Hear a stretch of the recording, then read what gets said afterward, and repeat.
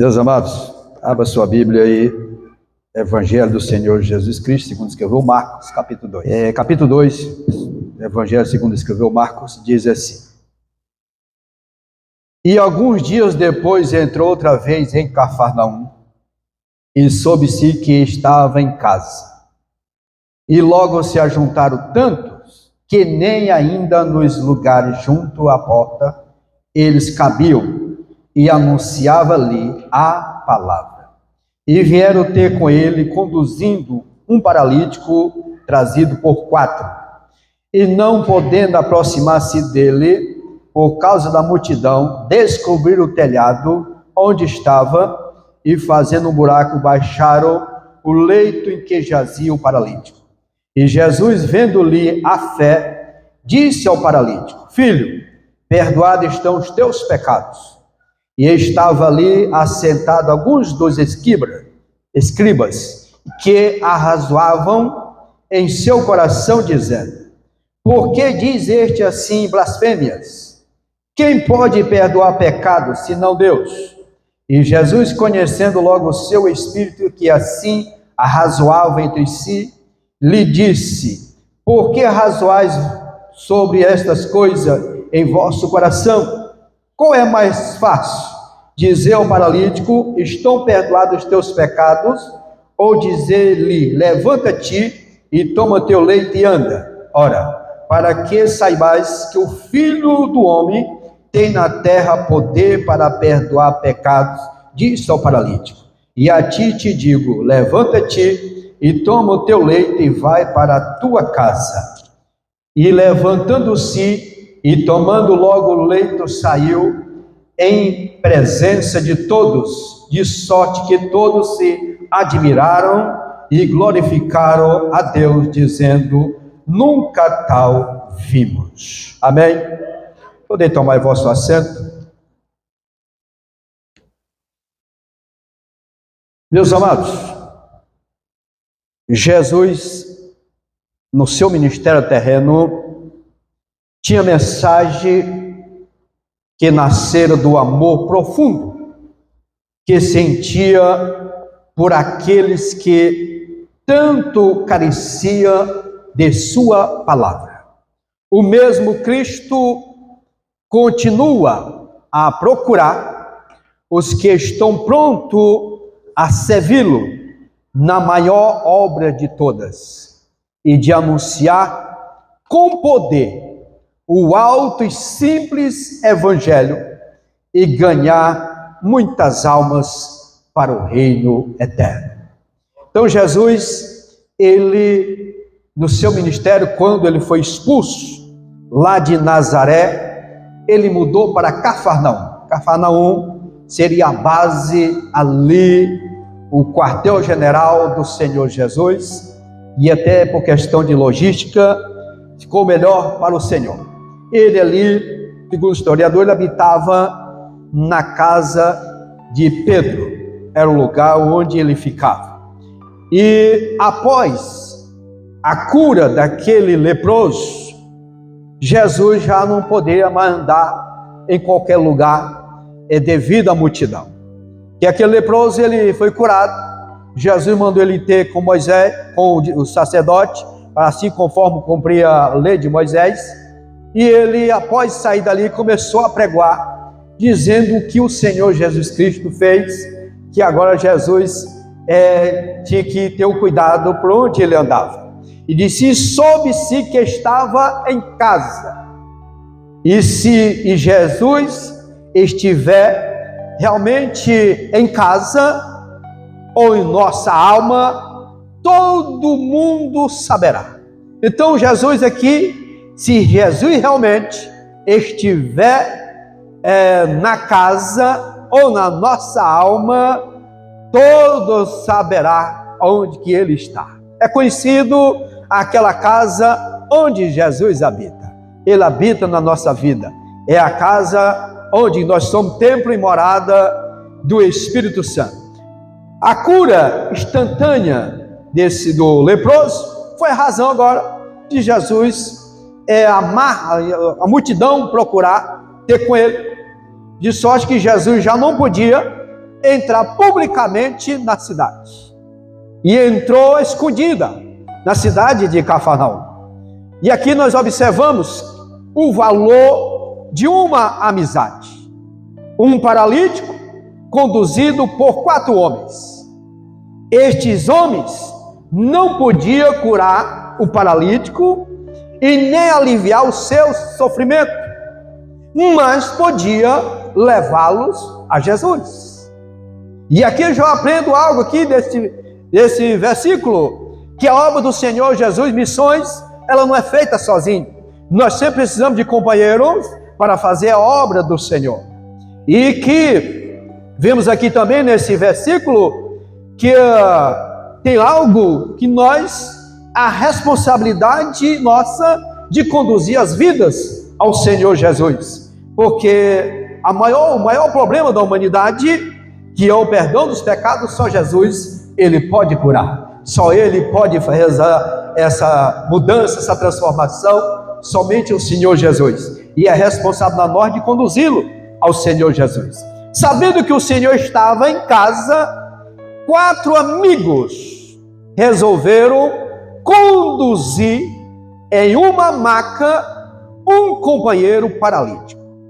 Não é possível saber a distância que eles percorreram conduzindo aquele homem, ou se é nas estradas poeirentas ali de Cafarnaum, ou na região da Galileia, ou se ele era leve, ou se era pesado. A Bíblia não sabe, não diz, não menciona a situação que eles conduziram. Contudo, é certo que aquele homem tinha 4 amigos.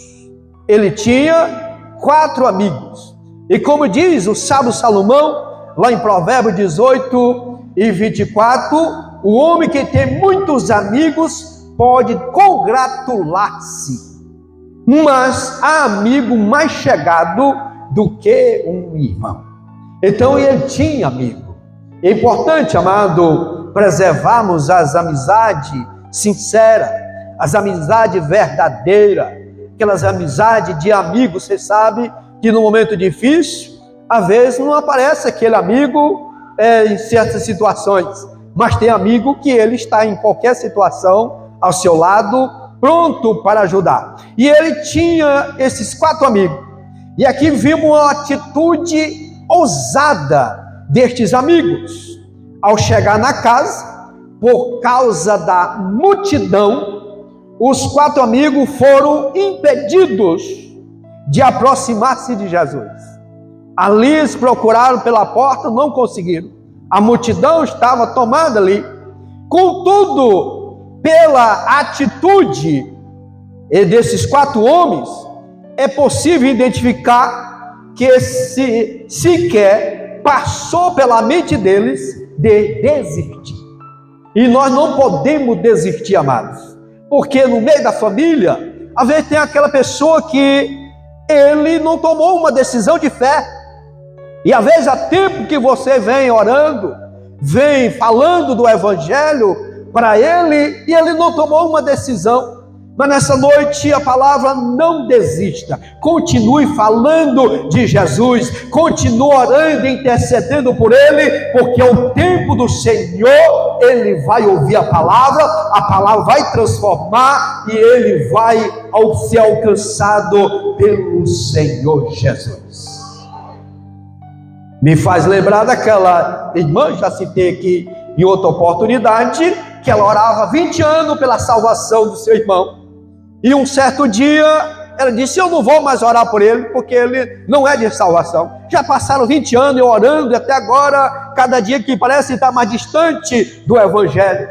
E ela deixou de orar. E uma noite ela teve um sonho de que um copo d'água estava quase que transbordando, E naquele momento aquele copo foi derramado. E o Senhor deu discernimento que eram as lágrimas dela que estava sendo guardada, e no dia que derramasse, o seu irmão ia ser alcançado, ele ia ser salvo. Então continue orando, chorando, pode ter certeza que suas lágrimas elas estão depositadas diante do Senhor, e no dia que chegar o tempo certo, ele vai se render aos pés do Senhor Jesus Cristo.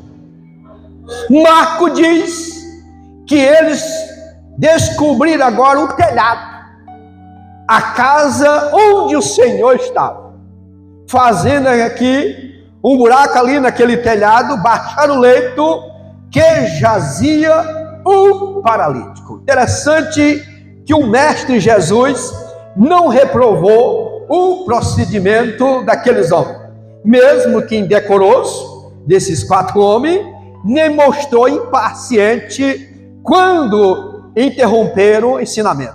Eu já vi alguma pessoa pregando que ninguém pode se mover dentro do templo, né? Não pode sair uma criança, não pode sair. E Jesus aqui, ele parou o sermão dele para receber aquele homem que estava sendo descido ali na sua presença.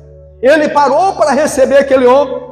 Nada importa se alcança a verdadeira presença de Cristo. Onde há cura, onde há perdão, onde há paz eterna, nós encontramos no Senhor Jesus. E o que nós temos que fazer? Estarmos com nossos olhos fitos no Senhor Jesus Cristo. Aqueles homens, a preocupação dele era levar aquele homem à presença do Senhor Jesus Cristo. E nós vemos que o Senhor Jesus, ele não deixou nenhuma formalidade, nenhuma forma para alguém conduzir. O importante é que nós olhamos para ele e avancemos, cada dia levando alguém à presença do Senhor. É interessante que naquela época as casas não eram igual às nossas hoje. As casas, ela era como havia uma escada na lateral daquela casa, e ela era feita como se fosse hoje uma laje.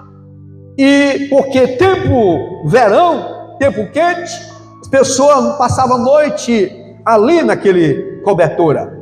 Então, o difícil é que a cobertura não era também de cimento, era feita de palha com argila, e ali era protegida aquelas casas. Então fizeram ali aquele lugar para descer aquele homem na presença do Senhor Jesus. Eu sei que a mulher de Pedro, a casa era dela, e viu aquela situação, mas quem estava ali era o Senhor Jesus Cristo, e alguém estava levando alguém à sua presença. Interessante que quando Jesus, ele leva aquele homem à presença dele, após ser interrompido aqueles homens, trazendo aquele homem, o mestre, vendo-lhe a fé, eles observaram a fé, tanto daquele homem, mas mais dos seus amigos, levando ele à presença dele, disse ao paralítico: filho, perdoados estão os teus pecados. Aqui foi a mensagem do Senhor Jesus para aquele homem. E uma vez que havia uma associação muito grande entre sofrimento e pecado por parte dos judeus. Quando nós olhamos para João, o capítulo 9, o versículo 1 e 2, nós vemos ali os discípulos quando encontraram aquele cego de nascença e procuraram para o Senhor: quem foi que pecou? Foi seus pais, foi ele para ele ter nascido cego? E o Senhor disse: não foi nem ele nem os pais dele, mas aqui foi para ser manifestado a obra de Deus. Então, na cultura judaica, sempre que havia um sofrimento, era consequência do pecado. Bem como havia prosperidade, era sinônimo de santificação, que alguém era santo. Então o Senhor responde para aqueles escribas que estavam ali. O Senhor tratou primeiramente da questão que aflige a todos, trazendo a restauração espiritual do paralítico. Contudo, havia naquele grupo, e aqui nós aprendemos que, primeiro, para o Senhor, o mais importante é a cura da alma. Primeiro, ele curou a alma, para depois curar fisicamente. Hoje nós estamos vendo o dia de inversão, que as pessoas estão procurando mais a cura do corpo físico do que da alma. Mas o Senhor tem o poder de curar tanto da alma como do corpo físico. Bendito seja Deus. Então, aqueles homens, aquela multidão que estava ali, numerosa, havia os escribas, que ele estava ali infiltrado no meio. Ele não estava ali para receber uma cura, para receber um milagre, estava ali para observar o Senhor Jesus, ou seja, encontrar uma falha na pessoa de Jesus Cristo, o qual seguia os passos de Jesus com intenções muito distintas do povo que procurava o Senhor. Estando ali assentado, o que eles começaram? Começaram a questionar, argumentando em seu pensamento, porque diz este assim blasfêmio: quem pode perdoar pecados senão Deus? Aqui tudo bem, eles responderam algo certo, realmente quem pode perdoar pecado é Deus.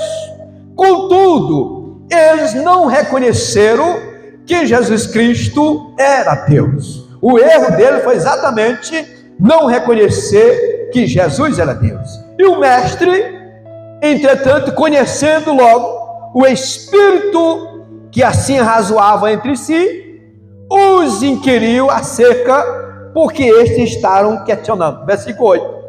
Se a primeira pergunta feita pelo Senhor já parecia surpreendente, como ele sabia que os escribas estavam pensando, as próximas indagações ao paralítico, aqui a próxima indagação dele, qual é mais fácil?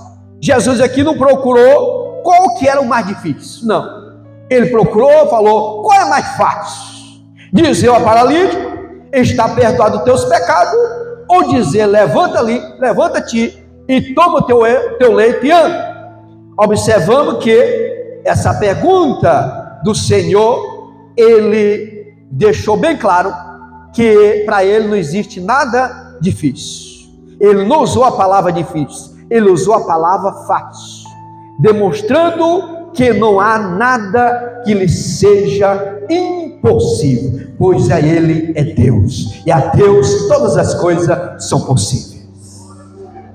Talvez tenha alguém aqui nesta noite que pode estar pensando, aquela causa, ela não tem solução, é algo que pela lógica não tem como se alcançar. Deus não trabalha com lógica, Deus trabalha com propósito, e os propósitos de Deus, eles não são impedidos, os propósitos de Deus, eles são realizados. Pode ter certeza que não há causa impossível para o Senhor, tudo é possível ao Senhor nosso Deus.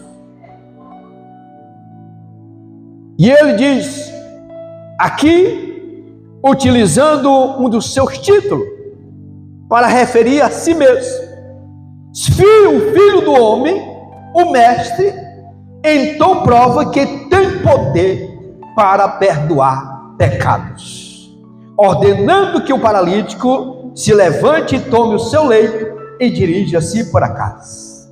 Aqui, amados, precisamos entender que nem toda enfermidade é pecado, porque hoje tem por aí diz, não, quem está doente, não fulano tem pecado. Não, amados, nem toda enfermidade é dizer que a pessoa está em pecado. Nós temos a natureza pecaminosa, o pecado que é a causa de todas as mazelas do mundo, é o pecado, mas isso não quer dizer que toda enfermidade a pessoa esteja em pecado. Tem enfermidade que deu o trabalhar de Deus nas nossas vidas, é o aperfeiçoamento do Senhor, é Deus nos lapidando, é Deus nos trazendo para próximo dele, é Deus querendo trabalhar na nossa vida e o nome dele ser glorificado. Bendito seja Deus.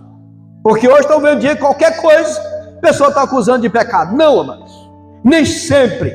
Aqui o Senhor estava dando lição para aqueles judeus, porque eles entendiam que ele estava em pecado.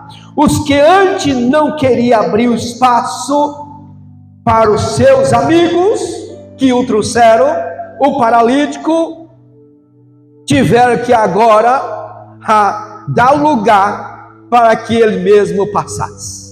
Não deixaram ele entrar, os 4 amigos levar ele, mas agora eles tiveram que abrir espaço para sair aquele homem, sair com o leito e curado para a glória do nome do Senhor Jesus. Ali naquele momento houve um regozijo, houve uma alegria para aquele homem, um milagre que foi operado na vida daquele homem. Chamou a atenção dos que estavam ali, porque não tinha visto, não conhecia ainda. Havia falado da fama do Senhor, mas não conhecia ainda, e agora aquele homem foi curado. Porque Jesus Cristo, ele tem poder. Quando nós olhamos lá para Isaías 53, nós vamos ver que ele, o Senhor, o Cordeiro, que foi levado ao matadouro, ele tem o poder para perdoar os nossos pecados, para curar a nossa alma e também curar o corpo físico. O Senhor, ele tem o poder. A grande mensagem é que Deus vê a nossa fé através das atitudes. Deus, ele vai ver a nossa fé através das nossas atitudes e não simplesmente das nossas palavras e crença. Ele precisa ver a nossa atitude. Como que tem sido a nossa atitude como missionários? Porque todos nós somos chamados para ser missionários. A grande comissão do Senhor, do ID, ficou para todos nós. Alguém pode dizer: pastor, mas eu não sei pregar. Mas você sabe louvar, e Deus habita no meio dos louvores. Ele habita entre os louvores, diz lá no Salmo 22. E também a nossa vida, ela é uma pregação, amados. Nós pregamos com a nossa vida. E é a maior pregação que temos hoje, a nossa vida. Onde nós estivermos, nós estamos pregando o Evangelho, anunciando o Evangelho. Aquele paralítico, que até no capítulo 1 de Marcos, quando ele encontrou com o Senhor, Jesus disse, ele procurou, que ele queria, Jesus disse, olha, clamando o Senhor, crendo que Jesus podia purificar ele tendo encontro, se aproximando de Jesus, ele clamando de joelho, e dizendo, se tu queres, que seja, se queres, bem pode limpar a mim. Ele acreditava que o Senhor podia purificar ele. E quando ele foi alcançado, ele não parou de anunciar. Quando olha para o versículo 45, acho lindo esse versículo, diz, mas tendo ele saído, começou a pregoar muitas coisas e divulgar o que acontecera, de sorte que Jesus já não podia entrar publicamente na cidade, mas conservava-se fora, em lugar deserto, e todas as partes iam ter com ele. Ou seja, nós fomos alcançados. Pastor Ivan pregou essa mensagem desse aqui, que nós fomos alcançados, fomos purificados, porque a lepra era um símbolo do pecado. Então, assim como este homem foi curado, ele começou a anunciar Jesus, nós também fomos alcançados pelo sacrifício do Senhor Jesus Cristo, e é incumbido a nós a responsabilidade de anunciar o Evangelho. Aonde nós estivermos, é no nosso trabalho, é no nosso encontro com a família, é o momento de nós anunciarmos o Evangelho através da nossa vida, através do que o Senhor, ele tem feito na nossa vida. Ou você não tem testemunho do que Jesus fez na sua vida? Cada um de nós, eu creio que temos algo que Jesus fez, e é motivo de nós anunciarmos o que o Senhor fez, assim como este homem. Então, aqueles amigos que levaram aquele homem, é o que o Senhor precisa hoje, é o que Jesus quer contar hoje. É com esses amigos que tem aquele amigo que não foi alcançado. Talvez você fala do Evangelho para ele se zanga, mas eu quero dizer para você, comece a orar, e fala só dos milagres de Jesus. Eu fui alcançado por alguém que falava para mim só dos milagres de Jesus. Ninguém nunca me falou dos problemas da igreja, ninguém nunca falou o que acontecia na igreja, só me falava dos milagres de Jesus. E os milagres de Jesus me convenceram. Eu fui alcançado exatamente por isso. Não vá contar problema da igreja. Por que tem problema? Porque nós somos imperfeitos. Nós não somos perfeitos. Mas o sacrifício de Jesus, ele foi perfeito. E o sacrifício dele nos purifica de todos os nossos pecados. Basta que você olhe para o sacrifício de Cristo. Não fique olhando para A, B ou C, não. Olhe para o sacrifício do Senhor Jesus Cristo, porque é Ele que nos dá o direito de vida eterna. É o Senhor Jesus Cristo. E foi exatamente que esses amigos, se a porta estava fechada, isso não importa, nós vamos procurar um lugar, mas precisamos levar este homem à presença de Jesus. E é isso que Deus quer contar. Onde estão os quatro? Eu já tem mais alguém que nessa noite que tem a responsabilidade de conduzir alguém ao Senhor Jesus Cristo? Faça isso. A missão da igreja é de conduzir alguém à presença do Senhor. E Ele tem o poder de restaurar, Ele tem o poder de transformar, de dar a verdadeira alegria, a alegria da salvação e a presença do Espírito Santo habitando nas nossas vidas. E nós somos motivados a cada dia levar o Evangelho genuíno do Senhor Jesus Cristo. Amém? Que Deus em Cristo nos abençoe. Eu convido a todos a se colocar em pé nesta noite. Leve essa reflexão para a sua casa, analise e vê se realmente você está sendo um destes quatro. Que o Senhor possa contar nestas últimas horas da igreja do Senhor, a igreja do arrebatamento, de anunciar o Evangelho. Eu quero perguntar, tem alguém nesta noite que queira entregar sua vida para Jesus? E queira fazer uma aliança com Ele? E a partir de hoje servir o Senhor? Talvez você chegou aqui, sua vida afastada dos caminhos do Senhor, mas hoje é noite de reconciliação, é noite de transformação. Nós não temos poder de transformar a vida de ninguém, mas o Senhor Jesus Cristo tem. Ele tem o poder de mudar, de escrever uma nova história. Tem alguém? Se tiver, a porta da graça, ela está aberta. Não sabemos que hora ela fecha, mas nesse momento ela está aberta. E quem entra pela porta da graça, ele tem um encontro com o Senhor e a promessa de vida eterna. Não tem. Que Deus tome seu assento e eu retorno aqui ao pastor Ivan Lima com as considerações.